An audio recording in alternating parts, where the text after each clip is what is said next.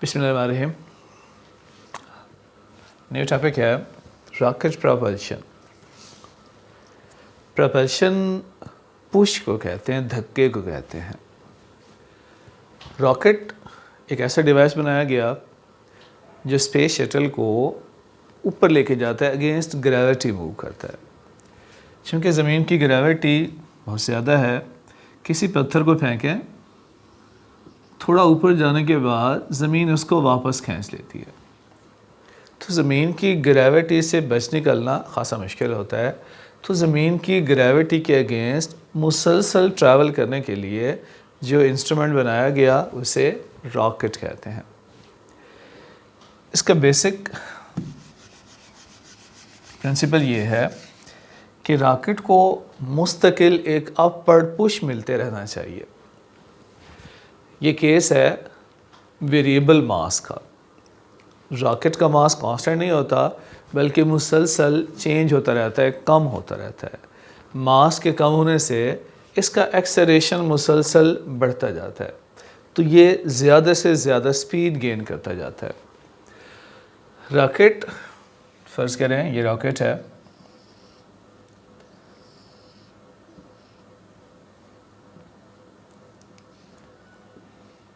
Rocket की construction में 80% हिस्सा फ्यूल का होता है। रॉकेट के मास का 80% पोर्शन किस पे मुश्तमिल होता है? फ्यूल पे। ये सॉलिड की फॉर्म में भी हो सकती है, लिक्विड की फॉर्म में भी हो सकता है, और इसमें ऑक्सीजन भी होती है फ्यूल को जलाने के लिए। ये फ्यूल अमूमन लिक्विड फॉर्म में होता है, सॉलिड भी हो सकता है, और इसकी अपनी ऑक्सीजन होती है उस फ्यूल को जलाने के लिए। जब फ्यूल इसमें जलता है तो गैस पैदा होती है हाई प्रेशर पे, और ये हाई प्रेशर से गैस पीछे की तरफ इजेक्ट होती है। गैसेस का पीछे निकलना एक्शन है, और जिस मोमेंटम से गैस पीछे निकलेगी उसी मोमेंटम से रॉकेट आगे जाएगा। Initial momentum should be final momentum. Momentum opposite direction में है, गैसेस का पीछे निकलना एक्शन है, रिएक्शन के तौर पे रॉकेट ऊपर जाएगा। 80% मास फ्यूल है, और कितना मास इजेक्ट होता है? लगभग 10,000 किलोग्राम फ्यूल एक सेकंड में जलता है। किसी भी रॉकेट में 10,000 किलोग्राम का फ्यूल एक सेकंड में जलेगा। उसके जलने से बहुत सी गैसें पैदा होती हैं जो लगभग 4000 मीटर पर सेकंड की स्पीड से पीछे की तरफ इजेक्ट होती हैं, जिसके नतीजे में रॉकेट पे एक अपवर्ड फोर्स लगती है। इस फोर्स को थ्रस्ट कहते हैं। ये थ्रस्ट रॉकेट को ऊपर लेके जाता है। राइट, गैसें जल रही हैं, 10,000 किलोग्राम फ्यूल जलता है एक सेकंड में। गैसेस पैदा होती हैं, हाई प्रेशर से पीछे निकलती हैं। गैसेस की स्पीड राउंड अबाउट 4000 मीटर पर सेकंड है, जिसके नतीजे में रॉकेट पर एक अपवर्ड फोर्स लगती है, थ्रस्ट लगता है। ये थ्रस्ट रॉकेट को ऊपर लेके जाता है। हम चेक करना चाहते हैं कि रॉकेट किस एक्सेलरेशन से ऊपर जा रहा है। ये फ़र्ज़ करें इसका पोर्शन है, जो रॉकेट का ये वाला हिस्सा सारा फ्यूल पे मुश्तमिल है। अब देखना पड़ेगा, क्योंकि हम 10,000 किलोग्राम फ्यूल एक सेकंड में जलता है। आपने कितने दूर जाना है, कितने टाइम तक रॉकेट ने ट्रैवल करना है, उसके मुताबिक आपको फ्यूल की अरेंजमेंट करनी पड़ेगी। ये ना हो कि रास्ते में पेट्रोल CNG मुक जाए, वहाँ तो धक्का भी नहीं लगा सकते। तो अगर एक रॉकेट कम है तो उसके साथ एक और रॉकेट लगा देते हैं, एक और रॉकेट को आपस में लिंक कर देते हैं। जितना दूर ट्रैवल करना होता है उतने रॉकेट उसके साथ लिंक्ड होते हैं। जब एक जल गया तो वो दूसरे को जला देगा, वो उससे अलग हो गया, फिर तीसरे को जला देगा, वो उससे अलग हो गया। तो इसका मास मुसलसल कम होता रहता है। गोया that is system of variable mass. इसमें मास मुसलसल कम होता रहता है, जिसके नतीजे में इसकी वेलोसिटी मुसलसल बढ़ती है, इसका एक्सेलरेशन मुसलसल बढ़ता जाता है। फ़र्ज़ करें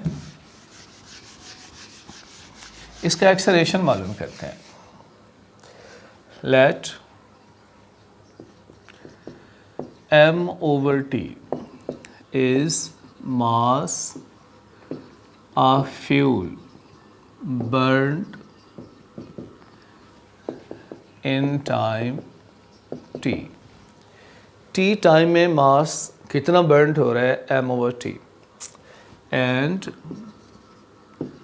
m is mass of fuel